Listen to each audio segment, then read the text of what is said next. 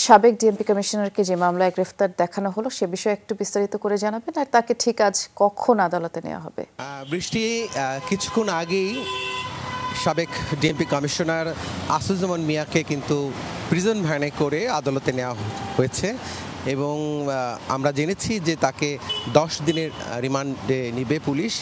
এবং আপনি জানেন যে জনি হত্যা মামলাটি কিন্তু এ বছরেরই ছাত্র জনতার যে অভ্যুত্থান, সেই অভ্যুত্থানের পর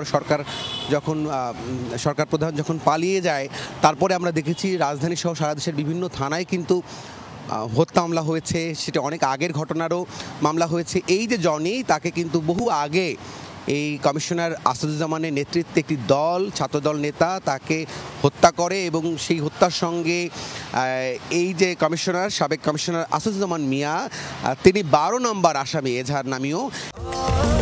স্বাস্থ্যকর অল টাইম ফ্যামিলি কেক, সব সময় অল টাইম হেলদি লাইফ, সেই মামলায় গ্রেপ্তার দেখিয়েছে গতকালই এবং আজকে রিমান্ড চাইবে। আর কিছুক্ষণ পরই আদালতে শুনানি হবে এবং সেখানে রিমান্ডের আবেদন করা হবে। একটু বলে রাখতে চাই যে এই মামলায় শুধু আসুজ্জামান মিয়া না, ওই সময়ে দায়িত্ব পালন করেছে যারা ডিএমপিতে যে সমস্ত পুলিশের ঊর্ধ্বতন কর্মকর্তা, তাদের প্রত্যেকেরই নাম আছে। এবং বিশেষ করে আমি যদি বলি যে যার নেতৃত্বে এই জনি হত্যাকাণ্ড, কৃষ্ণপদ রায়, সাবেক উপপুলিশ কমিশনার ডিবি, তিনি অপারেশনটির নেতৃত্ব দিয়েছিলেন এই সাবেক কমিশনার আসুজ্জামান মিয়ার অনুমতি নিয়ে। এবং তাকে কিন্তু এই হত্যাকাণ্ড ব্যাপক চাঞ্চল্যকর এবং এই হত্যার পর কিন্তু সেই পরিবার মামলাও করতে পারেনি ভয়ে।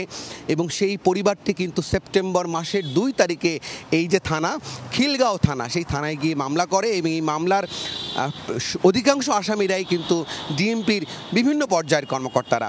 তো কিছুক্ষণ আগে নিয়ে গেছে বৃষ্টি এবং আর কিছুক্ষণের মধ্যেই শুনানি হবে, রিমান্ড শুনানি হবে, তারপর আরও বিস্তারিত আপনাকে জানাতে পারবো।